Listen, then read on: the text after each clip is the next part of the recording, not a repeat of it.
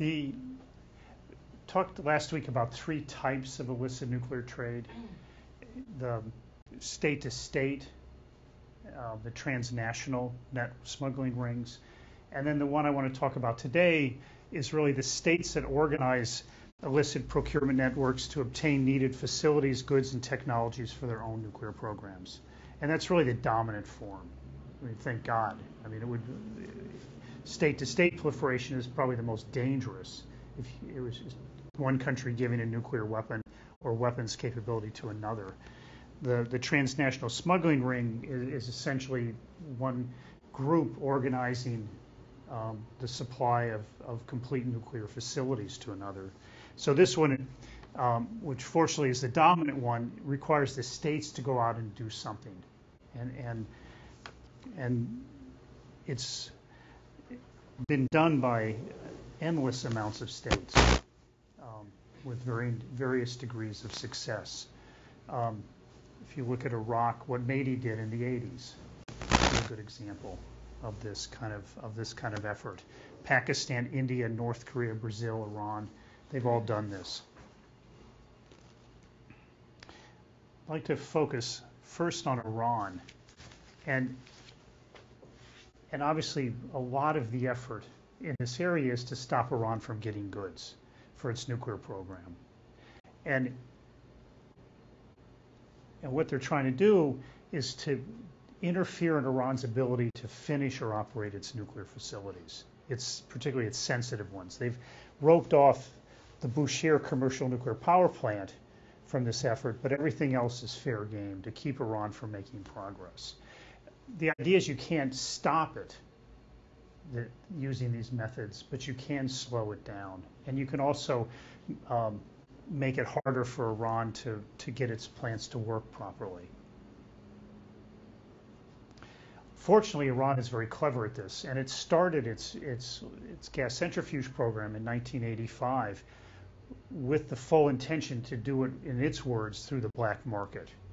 So it has decades of experience at undermining or getting around export controls and sanctions, and even it's committed to doing that. And this comment by President Rouhani kind of captures the Iranian feeling, which is that they feel, what he said, of course we bypass sanctions. We are proud that we bypass sanctions. And this is the president of a country saying this. And he's one of the more reasonable ones. So it's a deeply committed view within Iran. And it's a problem in the negotiations. And I won't spend a lot of time on it here, but if you're going to outfit a secret centrifuge plant in Iran in the future, you're probably going to rely on going overseas to get things. And so having Iran commit not to do any more illicit nuclear trade is important to get in the agreement, and then to have a way to verify that commitment. And that's one of the sticking points in this agreement, and the implications of the inability to get Iran to commit not to do it. Now, what is Iran outfitting via illicit trade? And I'd like to give an example through satellite imagery, at least a couple examples, that this plant in Natanz, which is you can't see it in it very well. The cascades are under here and here. Or let's say the cascade halls are here and here. Only one building has centrifuges in it at this point. This is a picture as it was in September 2002, when it was really being first discovered outside the intelligence communities. And it's built basically a box within a hole, and that plant is heavily outfitted with foreign supplies. Another site that depends on overseas procurement is the Qom enrichment site. Here, again, you can't see it. It's deeply buried under the mountain, but nonetheless, when you get down into the cascade halls, they've had to go outside and buy a lot. And in fact, there was a surge in procurements in 2006, 2007 that were detected overseas that probably were related to this facility. They also procure for the Iraq heavy water reactor. And in the news recently, there was a report on what the UN panel of experts has been doing, and it received an intelligence, or not an intelligence, but a report from the U.S. government that procurements for the Iraq reactor have been going on, perhaps even during this period of this joint plan of action. And I know that in the discussions about the loopholes or the gaps in the joint plan of action that were identified in let's say in November, December of last year, this was one of the ones identified, but there really wasn't much the U.S. could do. It did do other things. The joint plan of action is pretty vague about many things, and the specifics had to be ironed out in the implementation agreement. And so in the implementation agreement, they were able to limit construction at this site that is beyond what would be implied by the joint plan of action, or at least the general phrase would be in the joint plan of action, but there was actually steps taken that work would not go on in associated buildings to the reactor. So it wasn't just the reactor construction that stopped, but there were actually associated buildings that have to do with handling radioactive materials produced in the reactor. But they couldn't make any progress on this question of illicit trade. It just was not possible. Now, some examples of goods Iran has sought. Let me start with something called T700 carbon fiber, and it's a controlled item under the Part 2 of the nuclear suppliers list. It's very high quality carbon fiber, and it has a lot of applications, from golf clubs to bikes to centrifuges to missiles, and so it's a widely used good, but under pretty tight controls.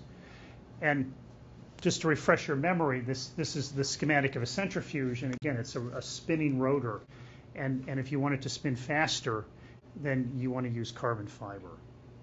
And again, the rotor tubes in this, let's say, a more advanced centrifuge in Iran would have two rotor tubes connected by a bellows.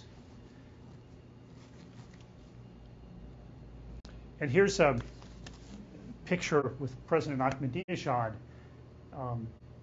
where he's holding a carbon fiber rotor.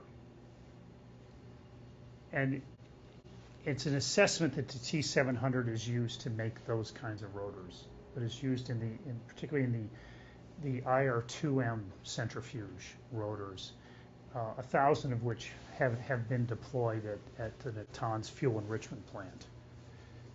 And they're under the joint plan of action. Iran agreed not to start those up, at least not to enrich in those, and that holds to today. You also in that picture can see a hand holding a bellows.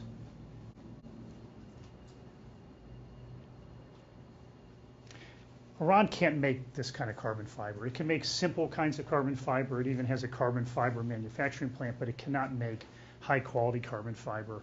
And as I mentioned, it's on dual use list, and it's banned for sale to Iran. Essentially, I mean, technically in some countries, it could go and ask for an export license, but it would be denied. Also, very few suppliers make carbon fiber of this quality, what that means in the counter-proliferation business is that it's easier to stop the sales. If it's not widely, or there's not a lot of suppliers, you can work with the suppliers to try to control their sales, so that they're actually doing more than what export controls or sanctions implementation legislation would require. In a sense, they become a lookout for potential suspicious sales and work with governments to try to minimize that. And there's been important interdictions of carbon fiber headed toward Iran, particularly through China. It could be a carbon fiber made by one of the more famous manufacturers, Toray, which is a Japanese company, would sell its carbon fiber to Chinese companies. The Iranians would somehow get it and then that carbon fiber has been interdicted on its way to Iran. But unfortunately, it's getting carbon fiber, and I want to give an example or two of how it's doing it. And it just shows, and what I want to do here is, I'm sort of starting from an opposite point of view. I want to show you how hard it is to do this, to actually have export controls and sanctions, and then try to convince you that it actually is doable, but it takes a lot of work. In this scheme, the T700 carbon fiber, which was made by Toray in Japan, was sold to a reliable U.S. company. It was a fairly large order. And then that company resold all or part of the original supply to a reliable company in the European Union. And that happened with little scrutiny. It's actually one of the weaknesses in controls now is that a lot of goods can move among, in a sense, reliable countries with little scrutiny about their final end use. Now, once it was in EU, part of the original shipment was sold to other less reliable companies, but within the European Union. And in the EU, you don't need an export license to export, let's say, from Germany to the Czech Republic. And so this material moved, and then it just, term of art is it just disappeared. And the reporting from a government, they learned after the fact that it was actually trucked to Iran via Turkey. And Turkey shows up over and over again as a transshipment country that poses lots of problems. Now, there was another sale, actually it was German carbon fiber that went to a legitimate end user in China, and then somehow it got to Iran, at least a fraction of it. But fairly large quantities have gotten through, and it's enough for at least 3,000 and perhaps enough for 10,000 advanced IR2M centrifuges. So these were seen as pretty major defeats in this whole process. Another example, which is not just applying to Iran, and we talked about it last week, is this idea of stealing information. And that if you're going to build a centrifuge plant, you need a lot of classified and proprietary information to do it. And if Pakistan or Iran had to start from scratch, like let's say the U.S. did, they probably wouldn't have centrifuge plants today that amounted to much of anything. And so this need to get the classified information is critically important to these countries, and unfortunately they have been able to do it. And in the case of Pakistan, Iran, North Korea, it was the leakage out of Urenco in the 1970s to Pakistan that actually was the start of that, and then it leaked, as we discussed last week, leaked out of Pakistan.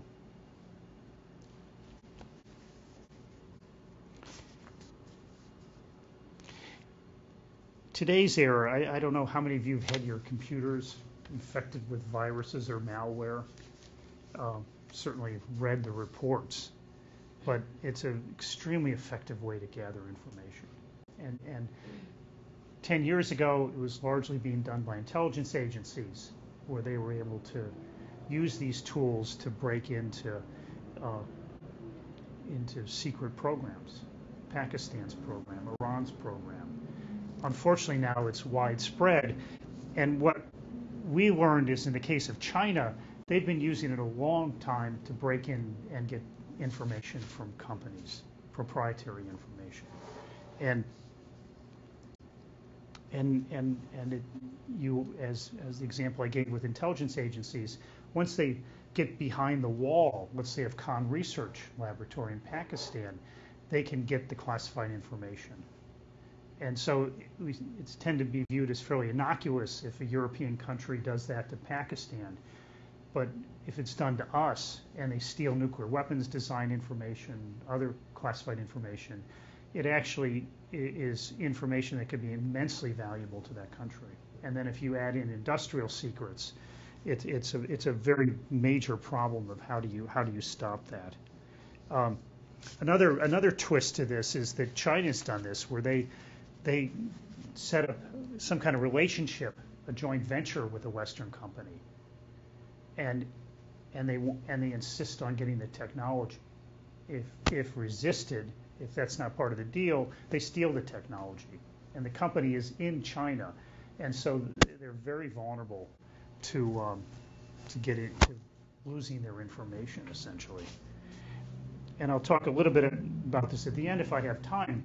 But what you see is that the Chinese and other countries are doing this too. They're gaining the ability to make high-tech dual-use goods that right now only can be acquired in Western or made by Western countries.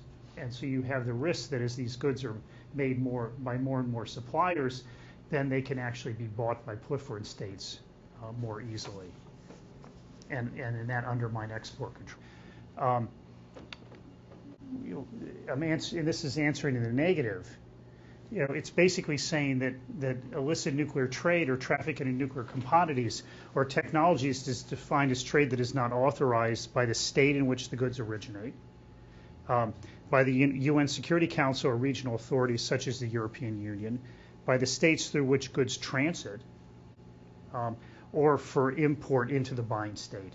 So it's a lot of ways of saying that the states are determining who they sell to and who they don't sell to, and creating a set of criteria to make that decision.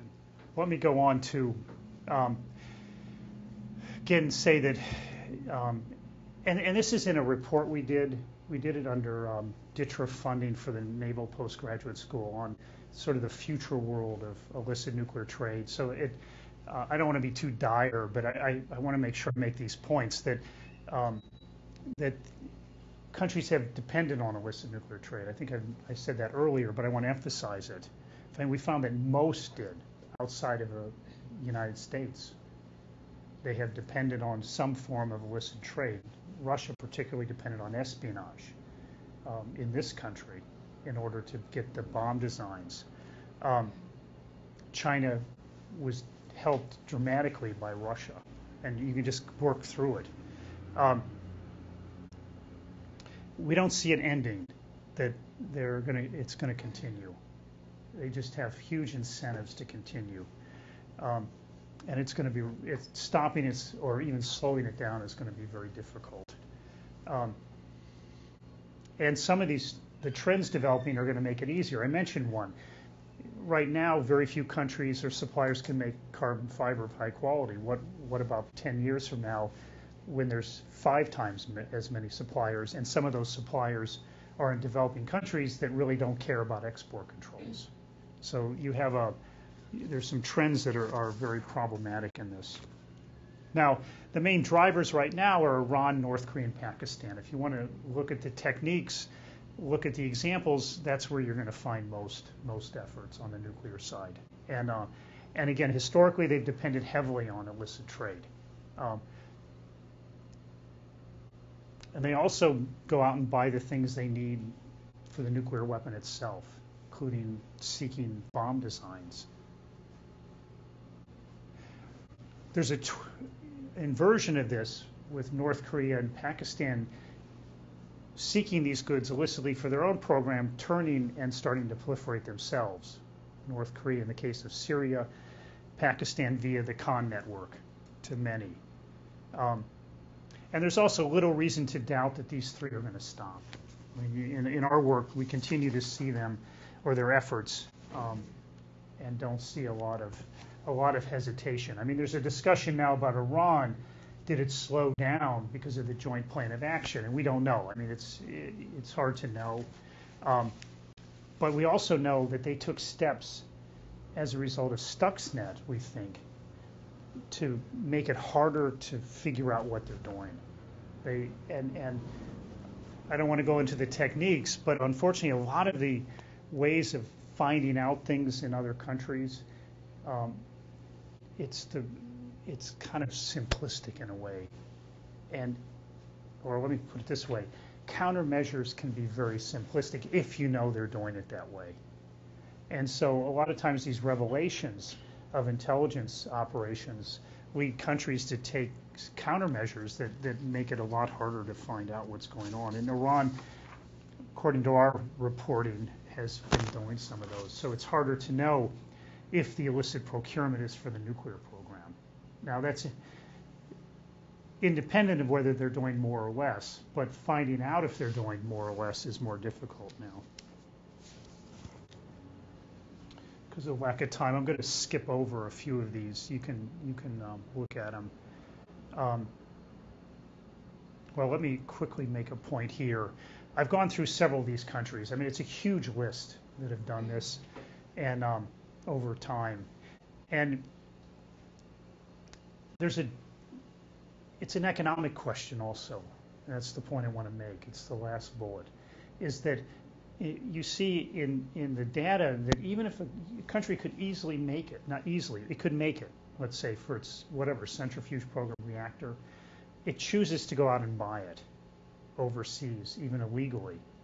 And the reasons are fairly straightforward. One is the question of the Western goods are often more reliable, higher quality. But there's another part of it, which is that if a centrifuge program in Iran had to make everything in it, it wouldn't have enough money. I mean, they have budgetary constraints. And if they had to develop every widget in that centrifuge plant, they couldn't do it. And that also applies to developed countries. If, for example, let me pick South Korea or Taiwan, there are many things they don't make, and they just go out and buy them. And if they had an illicit program, and Taiwan did, they're going to be buying things which they, if they wanted, could make themselves. But what it does, though, is it adds to the number of illicit procurement requests you see. That it's not just, they're not just buying what they absolutely can't make themselves.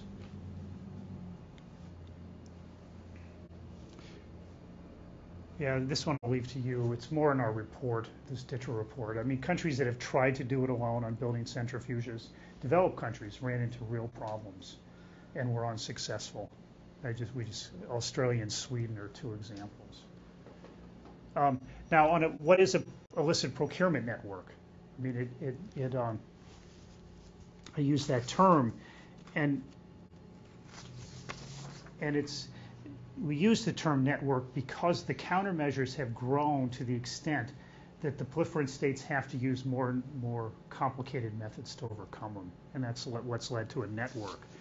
And it typically nowadays has a network structure, which and it has many parts: governments, companies, individuals engaged in the process of procuring or supplying nuclear goods or capabilities. It also includes all aspects of trying to do this, ordering the goods, paying for them, and shipping them. So there's a lot of players in this network.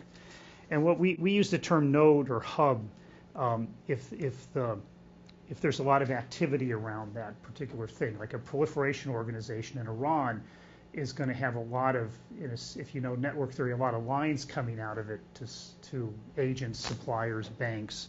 And so the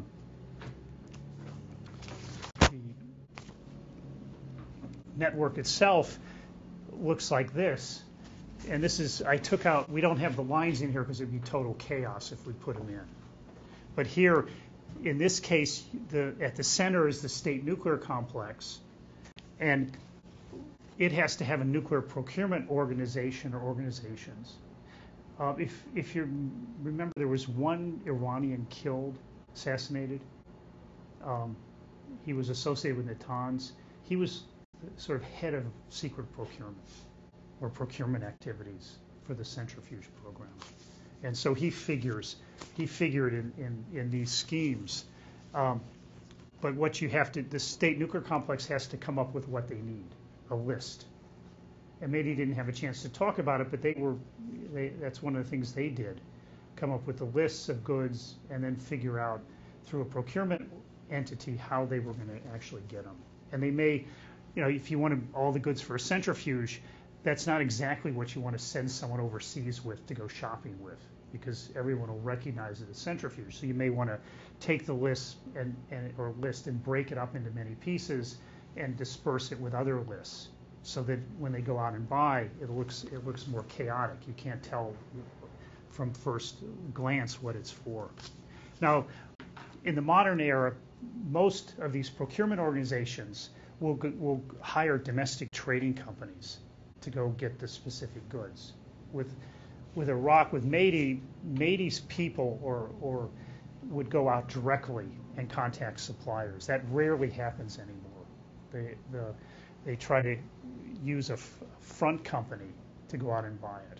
And it can literally be a process where the nuclear organization advertises, either privately or even in the case of Pakistan, they'll advertise publicly, same in India, where they'll say, we want these goods. And then the domestic company will bid, or companies will bid to get that offer, and then they'll go out and break the law if it requires overseas procurement. And then how that works from there essentially is to find a way to get to the supplier that has the goods. Could involve other trading companies that are outside, in this case of Iran, and then you've got to figure out ways to pay for the goods and then ship them back to Iran. And all that is very complicated these days. And the networks have become very sophisticated. But they've also learned that suppliers in any country, including the United States, can be tricked. And it's a constant battle here to uncover these smuggling schemes. And there are a lot of methods used to do it. Some are legal, some are illegal. Not all goods are necessarily illegal to procure. Now, one development of the last 10 years, 15 years particularly, is to try to route the goods through countries that don't have export controls or have weak export controls. And so in the Khan network days, Malaysia was one of those places. So Khan could set up operations there and make centrifuge components using imported equipment and materials, and then export the goods out of Malaysia, and it didn't violate any laws. Now what happens is a U.S. company may see that its good is being sold to UAE or Malaysia, but in fact it's just a transshipment point where as soon as the good gets there, the actual end user will organize to have it shipped to its final state. And we call those countries, this is a European term, we call them turntable countries. Under U.S. law, sometimes they're called a country of diversion concern. And there's in the Iran sanctions legislation, there's a consequence if you're determined to be a country of diversion concern, namely that goods, in this case U.S. goods, go there, come out, and go to, in this case, to Iran under the legislation. Here's just a very probably complicated diagram, and this shows historically what's happened. That we're talking about here just dual-use products, but in the old days when Madi was running around, they want a dual-use product. They go to the supplier, ask for it, and it's shipped directly to them. And that's what this represents, is the movement to them. Soon it became necessary to get a procurement organization in between that could be, Pakistan, Good Works, or Iran, sports equipment. And then it became necessary to get a trading company in between that would probably be outside the country. So the supplier thinks it's going down the street or to a friendly country or to Malaysia and Singapore. And then it just gets more complicated from there. And today you can see any of these, although you tend not to see the first one very often. Typically, you would see that if the supplier was knowingly engaged in illegal activities, which certainly continues to happen. Or you're in China. That can happen in China, where there's very weak controls. Let me skip this for now. Let me briefly touch upon North Korea, because it often doesn't get the attention it deserves. The most attention is, I don't know, rightly or wrongly, on Iran, and then secondarily on Pakistan. But North Korea is a big buyer of equipment overseas, and it directs highly organized and centralized smuggling efforts in this area. And they even use officials stationed at embassies abroad that will be in charge of going out and buying things and organizing those efforts. It seeks to establish entities abroad that are essentially just North Korean companies operating overseas. And also in China, we learned that it depends on North Korean expats who may work individually or own private companies in that country, or in this case, particularly China. And right now, North Korea is most active in China. I mean, it used to be much more active in Europe, but it kind of, in a sense, got pushed back, that its efforts were detected and it got pushed back. And it's realized that by focusing on China, it can get equipment made anywhere in the world. And there are all kinds of cases, I think some of which I've talked about earlier, where they're literally buying, able to buy British, U.S. Dual-use goods for their nuclear program. But what a Chinese supplier sees, or let me say a Western supplier sees, is their good is being sold to a private Chinese company. And that private Chinese company then is the conduit for it to go to North Korea, that they're either sending it to directly in violation of Chinese export control laws, or they're just tricked in a sense and give it to somebody else who then transports it. And what North Korea realizes is that all they have to do is get it to the border, because the border checks are very weak at the North Korean-Chinese border. So it's largely paper checks and not very many inspections of goods. And so if they get it there, then they have a high chance of succeeding. And the Chinese government is just not doing nearly enough on this. But they need something for their centrifuge program. Like for example, we noticed a year ago or more, that they were doubling the size of their gas centrifuge plant at Yongbyon. We know now that in 2012, they set up orders in Hong Kong, actually, signed contracts to buy the equipment for at least the first cascade in that building, and essentially bought everything they needed for that cascade, and could count on the weak controls in China that they would be able to get these things.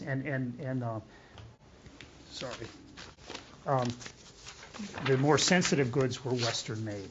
They were not made in China. But often North Korea escapes attention because it's not easy to find this out. It's not often in the news. China's not cooperating to bust this. Its intelligence organization, which should be on top of it, pays almost no attention to it at all. It focuses on terrorism, and counter-proliferation, export controls are very, very minimal. And the reason we've learned about it is that we've been involved in working with companies in Europe, and they're quite worried about their equipment being diverted, and they're worried about reputational damage. And so there's quite an effort to try to detect these secret efforts in China, and the intelligence communities in Europe work pretty readily with the companies via the governments to try to find out about these things and stop them. And half the time, or more than half the time, you're finding out after the fact. But enough is prevented that it's worthwhile. But in that, you start seeing these efforts. And in fact, we don't think the U.S. government does nearly enough on this. I mean, we've had cases where we've come back from Europe and said, A, B, and C, and let's say meeting with State Department officials, that we've been challenged. I mean, we don't believe this. We don't know this. And one case, it was related to North Korea having a secret centrifuge plant that based on the information we had on procurement, is that they just had to have a significantly sized centrifuge plant. And lo and behold, it turned out it was right in front of us for those who look at satellite imagery. It was actually at the Yongbyon site. And it was revealed, 2-3 months after we did this study. So it's, and sat in meetings where the U.S. government people swore this couldn't be true, that they didn't make those kind of procurements. So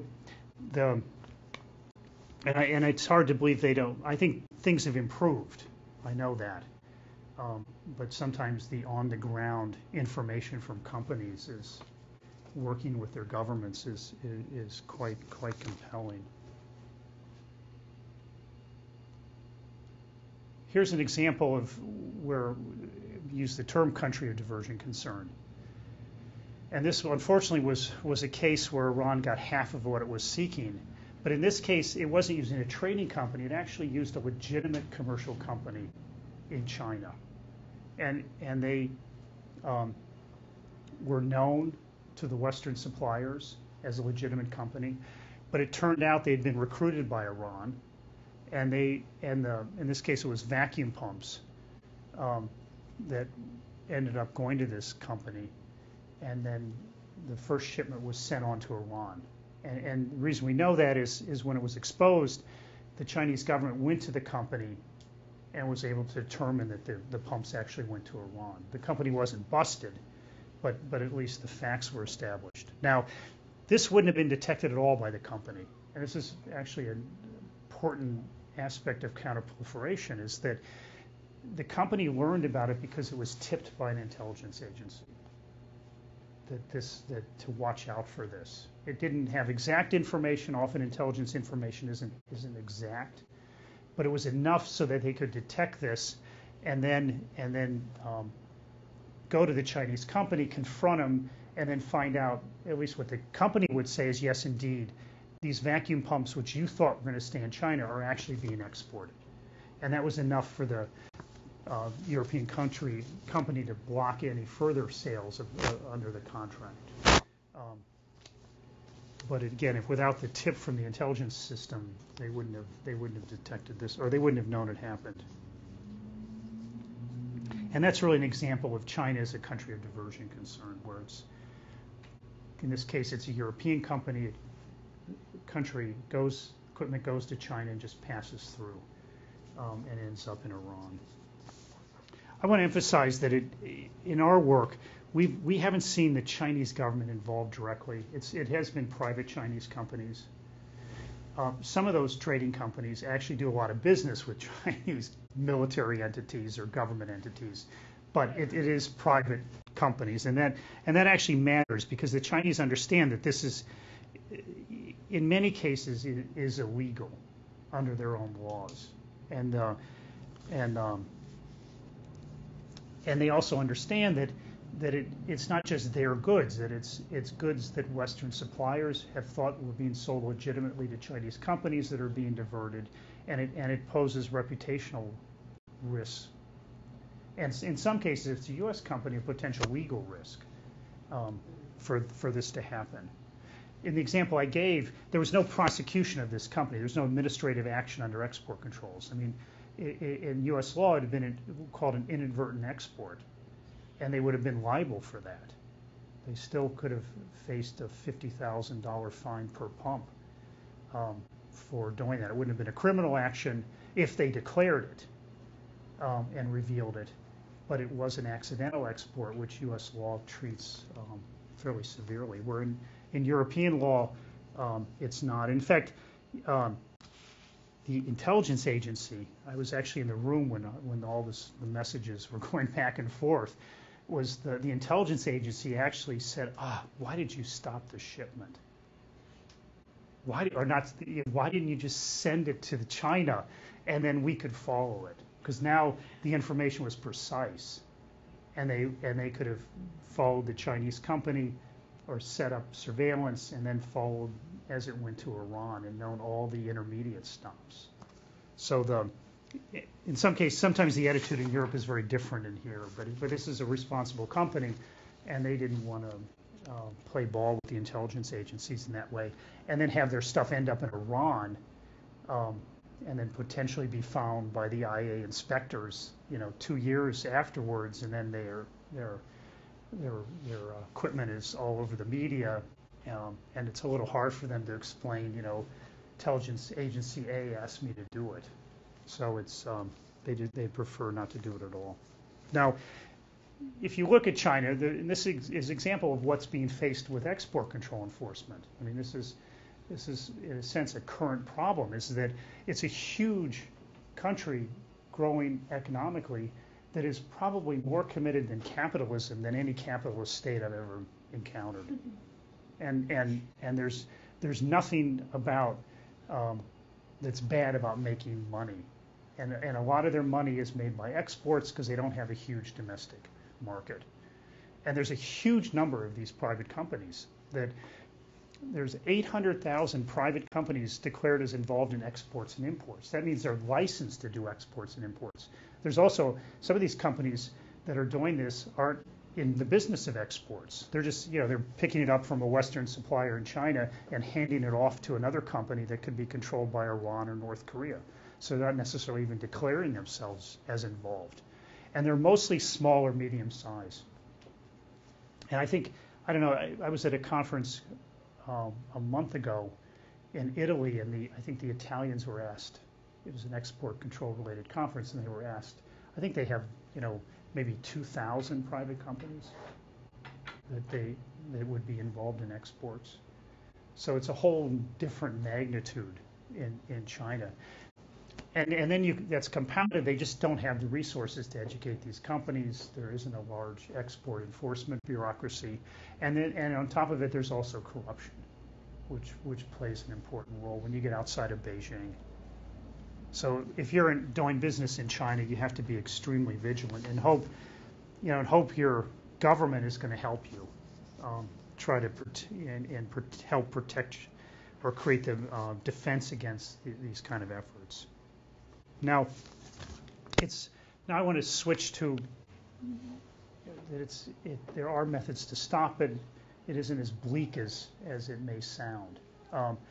And there's several vulnerabilities in the illicit trade procurement business. They don't show up when you're trading drugs or dealing in human trafficking. And these can be exploited to better catch these people. And in some of the things to strengthen export controls in the future depend on using these kind of vulnerabilities.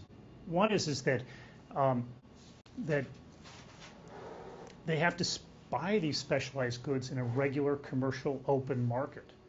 This isn't a drug dealer going to some house buying drugs. And so they have to interact with companies, suppliers in a legitimate way. They can't just bring a bag of cash, give me your widget and walk out the door. So they have to find a way to pay for these things. Also, this market can be monitored.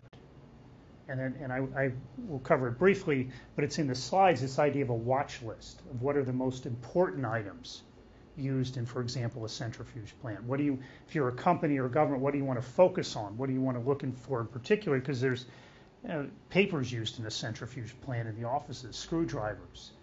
But you don't want to waste your time on items that are commonly available or sought in such, or easy to make. Let me say that, easy to make. So the idea is to create a watch list of the key goods to look for.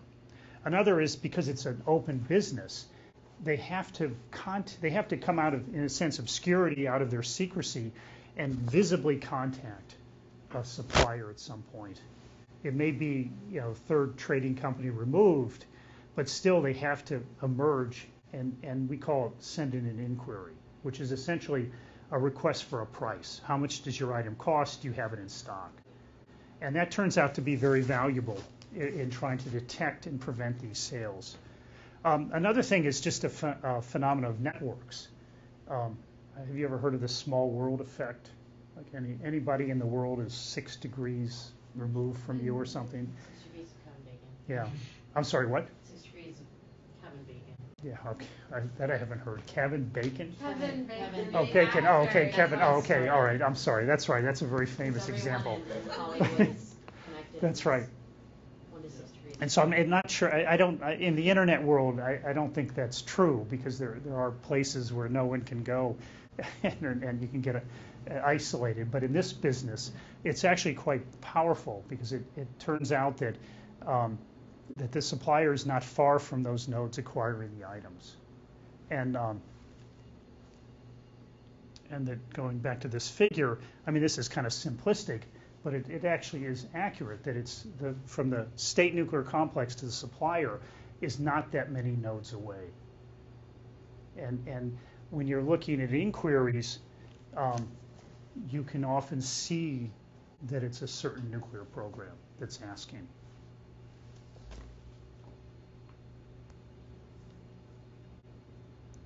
Another thing that can happen is because the nodes aren't that far apart. This is a case of, is this Pakistan?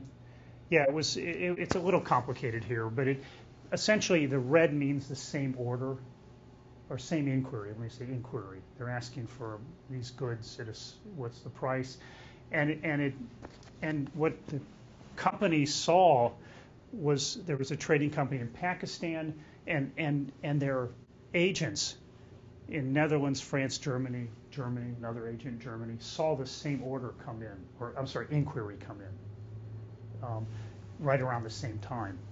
And from another trading company based in Dubai, they then saw another inquiry come in multiple times. And again, if you're this is in a sense, this is a no-brainer.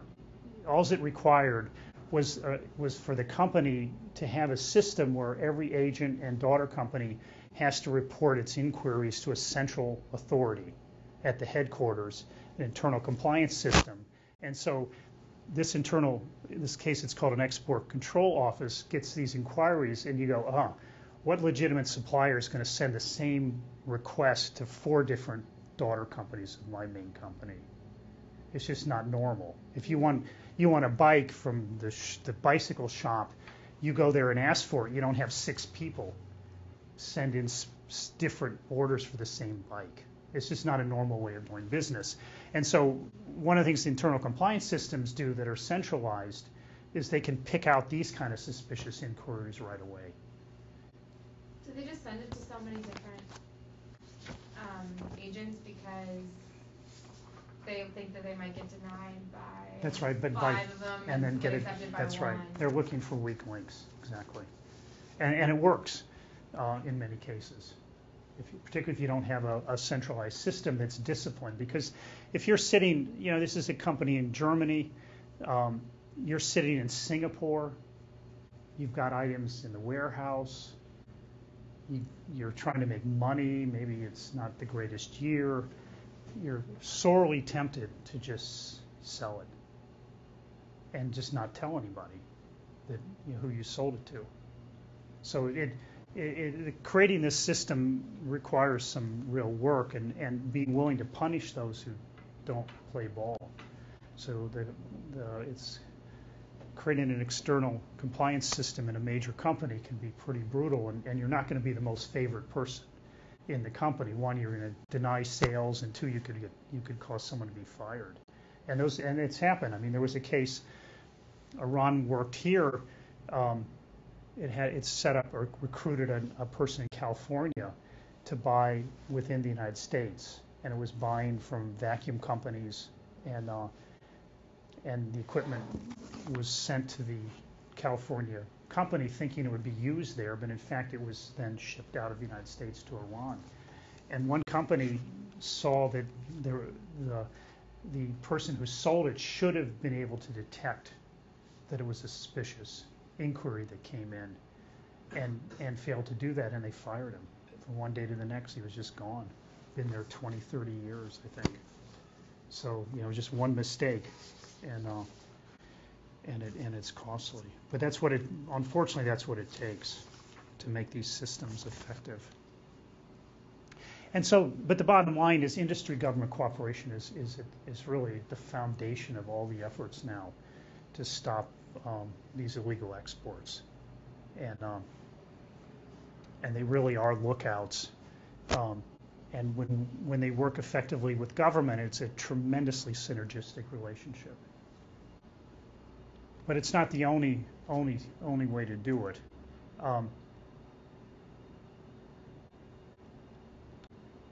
Let me give one more example of it, though. Let me skip this one. This one actually intrigues us, so maybe it'll intrigue me more than you. But here, Do you remember the bottom bearing? That little ball that's in the bottom bearing? This is it, you think. And it was an inquiry coming out of Pakistan. But it was, what was intriguing was it went to a German vacuum company. And they were being asked for, what's the price of things, but they were also being asked, would you get us those chrome steel bearing balls from this U.S. company? And it was detected. This was sent over to U.S. authorities. We have no idea what they did with it. But this is a distinctive characteristic of that bottom bearing ball. And again, we don't know the specification, so it can't be 100% certain. But the other indicator is the number. That centrifuge programs, you see it in the literature, are asking for 5,000, 10,000 of these things. And they're very hard to make. They're high specifications. But here, what was intriguing too was that, Pakistan knew that this was too suspicious to get themselves in Europe or the United States, and they obviously couldn't make them themselves. So that they were trying to recruit a legitimate business. It wasn't a trading company. It was a real manufacturer. And again, I know this company didn't buy it, but did another one. So it was similar to this example of the Chinese company, but it shows the lengths they'll go to. And they may have, who knows how many they contacted. Maybe they, in the end, got an agent in the United States. Pakistan has been very active here over the years. And maybe it got an agent here to go buy it and then ship it out of here illegally. It wouldn't be that hard to do it. I mean, you don't declare it legally. It's funny to think that it's still, like, even though Pakistan has an open nuclear weapons program, everybody knows about it, that it's still... It needs this stuff. That this keeps coming up, because I feel like a lot of the examples that we've talked about are, like, in the early stages or it's still covert. No, this was 2013. Yeah. So it's not, it's still going on. And they just need this stuff. And, I think Pakistan's learned, the centrifuge program in Pakistan's learned to make a lot of things harder to make than this. I think they just made an economic calculation. It's just too expensive to gin up the effort to master this, and they can go out and buy it. So it continues. I think one other lesson from this is that it shows the need for international cooperation. That it's critical, and in this case, it was very easy to communicate this to the U.S. government. There was no problem at all in either the company being willing to do it or the German government insisting it go through them. So it was a really easy access to the U.S. government, and that's increasingly happening where there's a free flow of information, and what's the underpinning from a company point of view is to be a good citizen. Ultimately, I mean, this is really beyond the call of export control duty, because again, they're not going to sell it. They're not going to even answer the inquiry. So it's this idea of good citizenship that is part of the effort that I think is going to help in the long run. It's just how do you get that mindset or that ethic into places like China, and that's going to be one of the challenges. But you can see it starting in India. India's actually taken several steps to be more responsible as a supplier. It suffers, it's weak infrastructure for export controls, a lot of emphasis on sales, but it conducts illicit trade for its nuclear program. But nonetheless, it's actually taken quite a few steps. And if China was like India, I think all of us would breathe a sigh of relief. Another tool, which I think I should bring up. I mean, this is a very kind of almost quaint example compared to what goes on today, as we've learned through the Snowden affair. But this is something. It was a set of documents that a government declassified for us. Where here, it's actually a set of telexes that were intercepted by a foreign intelligence service, and it concerns the Physics Research Center, which has been linked to military nuclear programs in Iran in the 1990s and led to kind of more advanced programs that have been at the attention of in the public actually that Iran had an active nuclear weapons program in 2002 and 2003. And so the precursor was the Physics Research Center. And here it was going out and buying things, and it was using telexes. And here it was actually going out to this is a trading company, an Iranian trading company. And they were trying to get a vacuum furnace. And again, a telex, if you probably don't have any idea what those are, right? Does anyone remember telexes?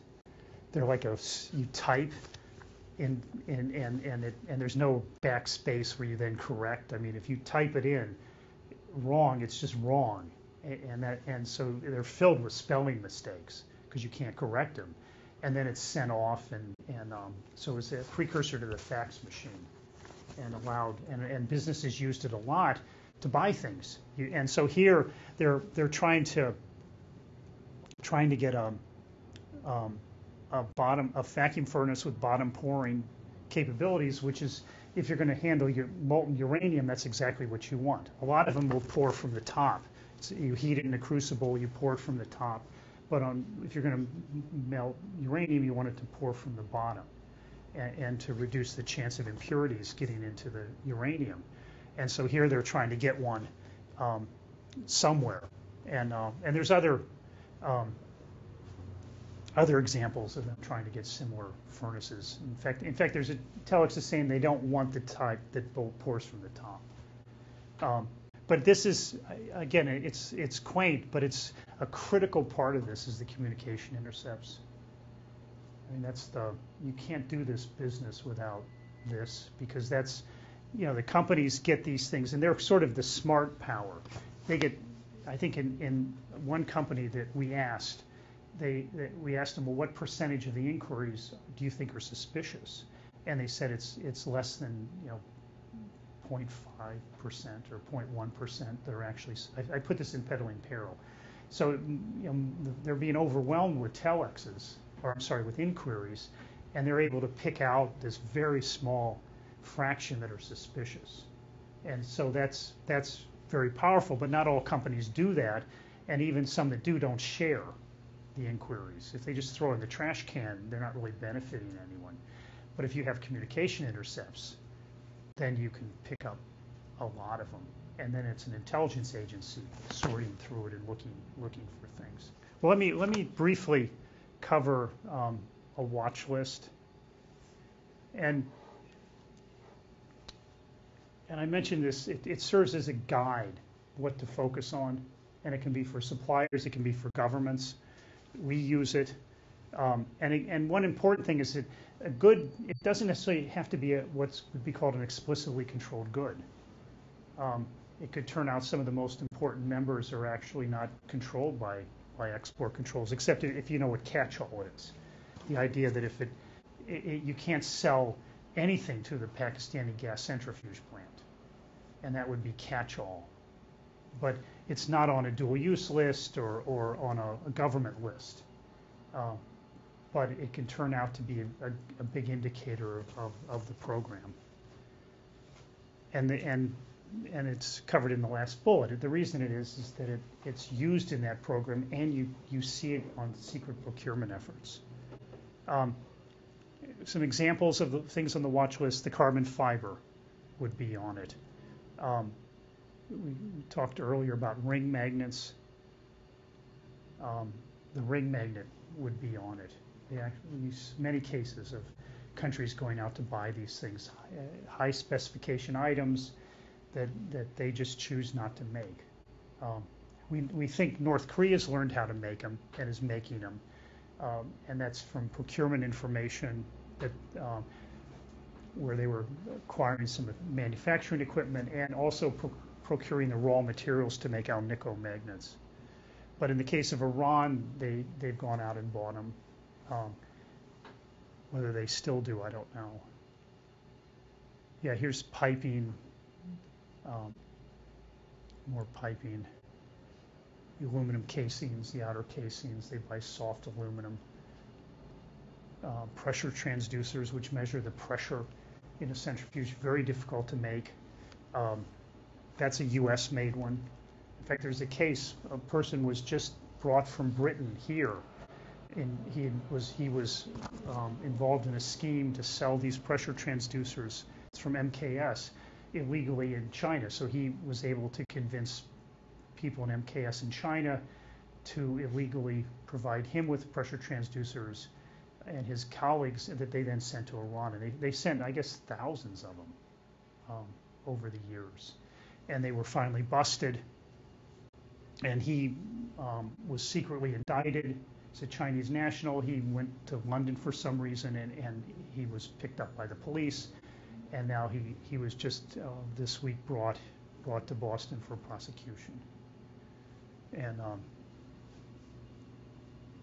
And that's also unique to the U.S., where I don't know if this, I'm not sure if this was the sting operation, but essentially they will go to great lengths to get people in other countries, much greater lengths than many countries. And U.S. will set up sting operations in this. I mean, it's traditionally associated with drugs, but in this case they'll set up, they'll have, I think there's about 20 companies in this country that are part of these sting operations that were set up by the government, and they'll go out and try to catch these smugglers in various schemes, and it works pretty well.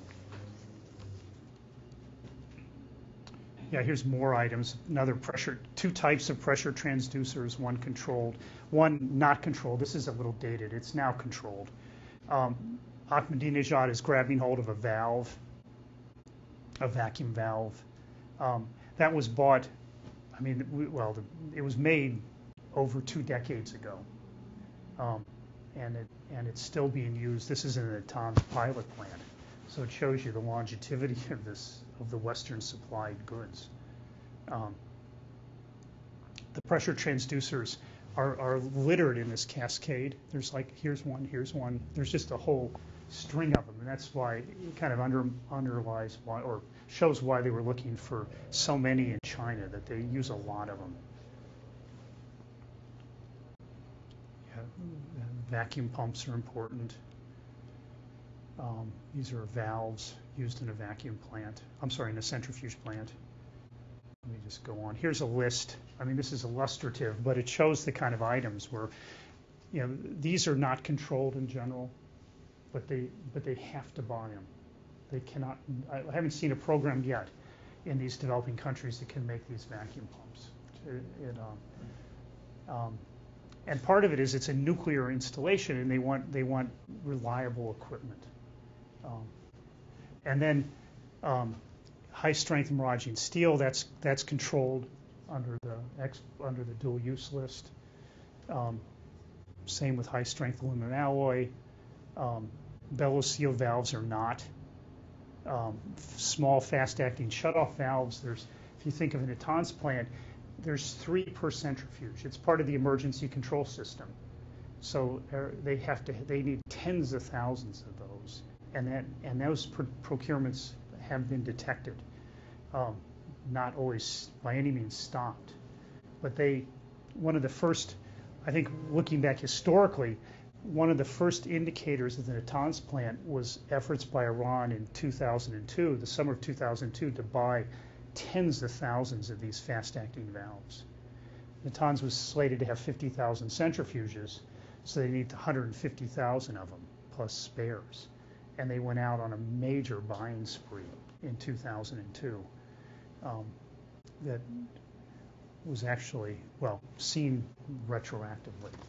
And we think they got tens of thousands back then, because in the end they just come out of a catalog, and they're not in any way controlled, except in the catch-all sense, or in the Iran sanctions sense. The UN Security Council sanctions say that if a country decides that good is used in Iran's nuclear program, then it's banned from being sold, and the country has to do it. So often China never makes that determination, but U.S. does, or Germany does, and so these valves would be banned being sold to Iran's program under their use of the UN Security Council resolutions. It also works out, a lot of stuff coming out of China is interdicted, where China doesn't bother to say it's part of a nuclear program and therefore banned, but European countries, U.S. countries will decide, well, yes, it is, and they work with Singapore, Dubai, and grab it there. And so you in the interdictions you see a lot of goods coming out of China. But anyway, I know most of these things mean nothing to you, but it's some of this. The point of this course is to start introducing you to these kind of goods, and with the idea that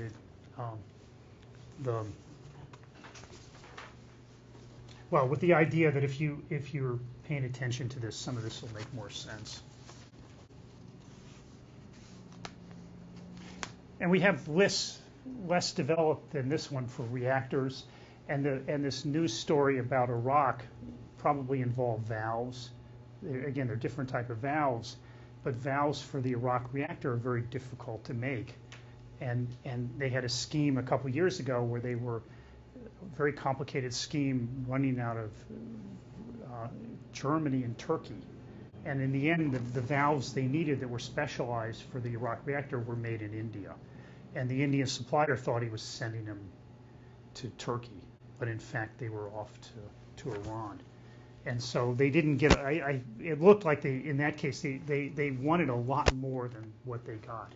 So I wouldn't be surprised if these recent efforts are Iran trying to get more valves. So the last slide is just to look ahead a little bit, and I'll go over a little. We'll have to go a little quicker to the restaurant, but we don't see any magic technology being developed that's going to get people to the bomb. In the immediate future, it's really going to be gas centrifuges, reactors, maybe laser enrichment, although that's a very difficult technology to master.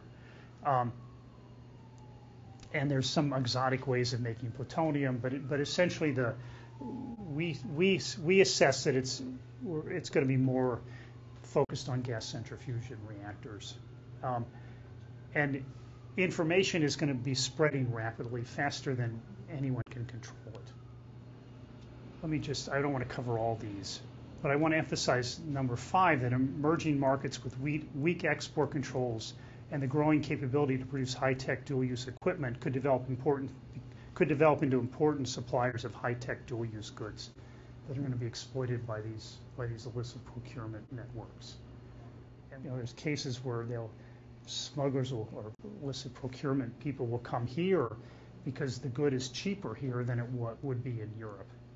So they worry about the cost. They're always worried about how much money they can make, and in fact that's why this is so hard to stop. Is that ultimately the driver of all this is financial gain, and if one person doesn't do it, another for a little bit more money may very well be willing, and so it's very difficult to eradicate.